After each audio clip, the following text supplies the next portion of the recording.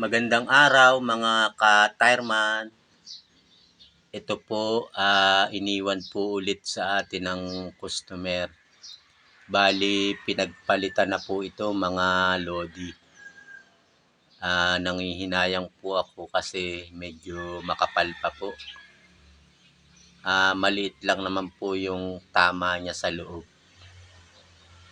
Yan, gagawan po natin ng paraan. Bali, labas at loob po, lulutuan po natin mga lodi. Yan, baka sakaling magawan pa ng paraan, mabibenta pa rin po kahit magkano lang mga idol.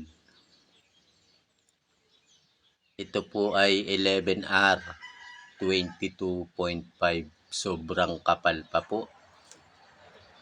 Sayang po kasi mga lodi. Iga-grinder lang po natin ng maayos at malinis para yung luto ay kapit na kapit mga lodi.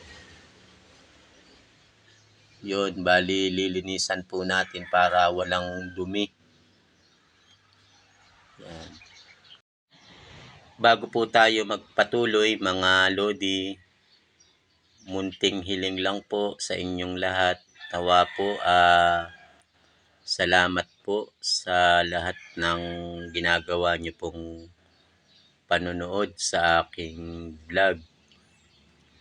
Yan, maraming salamat po at nawa po ako'y humihingi sa inyo ng munting suporta lang po sa inyong lahat. Paki-like and share naman po ng aking mga video.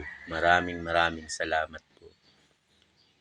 Ito na po, lalagyan na po natin siya ng gum. Bali ito po ay magiging 3 magkakapatong na gum para po medyo kumapal siya. At ito po ay isasalang po natin sa plancha. Yan, yung automatic na plancha. Medyo nahirapan lang po tayo pag may gilid. Kapag gilid po kasi talagang mahirap pag mag-isa lang po mga lodi. Ito po, gagawan po natin ang paraan baka sakaling mabenta pa kahit medyo mura lang po mga lodi. Sobrang kapal pa po nito mga idol. Maliit lang naman po yung kanyang naging tama. Bali ito po ay nasangatan ng bato. Yan, kaya yung sa loob medyo maliit lang talaga. Kaya may pag-asa pa po ito kapag nilutuan. Hindi naman po putol yung kanyang ply kasi pa-diretso. Kapag pa-diretso po yung tama ng gulong sa gilid, hindi po yan putol ang ply. Kaya pwede pa po itong ibenta. Ito na po, matagal na po itong nakasalang. Ito'y aahunin na natin mga lodi. Yan, bali tinagalan ko po yung pagsalang nito para matibay mga idol. Sinet up ko lang po ito sa number 6. Yon, number 6 lang po ang setup ko nito para tamang-tama lang po yung kanyang init. Ito naman po ay automatic kaya kahit pabayaan po nating nakasalang, okay lang po yan mga lodi. Yan po yung resulta mga lodi. Medyo maganda po yung kanyang luto. Yan, at lulutuan na po natin yung sa labas. Sa parting labas naman po ay ganun din naman po yung proseso. Lilinisan lang po natin ulit at gagrinderin po natin. Ito po ay para kumapit lang po at pumasok sa loob yung kanyang gum. Sisiksikan lang po natin ito ng gum para pumasok sa kaloob-looban at pag niluto po ito ay dumidikit sa loob. Yan, kailangan lang po talaga siksikan ito ng gum. At ito po ay lulutuan po natin. Bali, saglit lang naman po lutuan pag sa labas. Kayang-kaya naman po.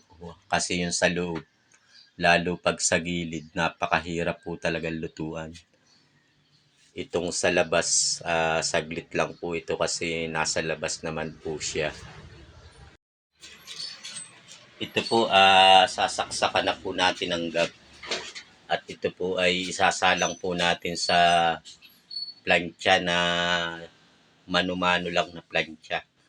Bali, hindi po kasi pwede yung automatic kasi masyadong malapad yung kanyang sapin.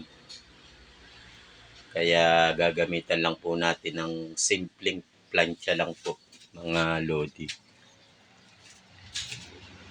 Yun, ito po yung gum na siniksik ko. Yan po yung plancha na ating gagamitin. Hindi po siya automatic kaya kailangan po siyang bantayan. Bali, rekta na po yung plancha na yan. Saglit lang po yan pag nag-init. Kapag napabayaan po yan, naku po, sunog. Sigurado mga lodi. Kaya babantayan po natin to mga idol. Saglit lang naman pong magluto sa ganitong plancha. Yun. Malapit na po tayong matapos dito mga lodi. Muli po akong nagpapasalamat mga idol, mga katirman, sa muli nyo pong pagsuporta sa aking mga ginagawang content. Ito na po, aahunin na po natin mga lodi. Tayo po ay tapos na po dito mga idol. Ito na po yung finish. Maraming salamat po mga lodi. Pwede na po uling ibenta mga idol. Kahit mura lang po. Pwede na po ito. Labas loob po may luto.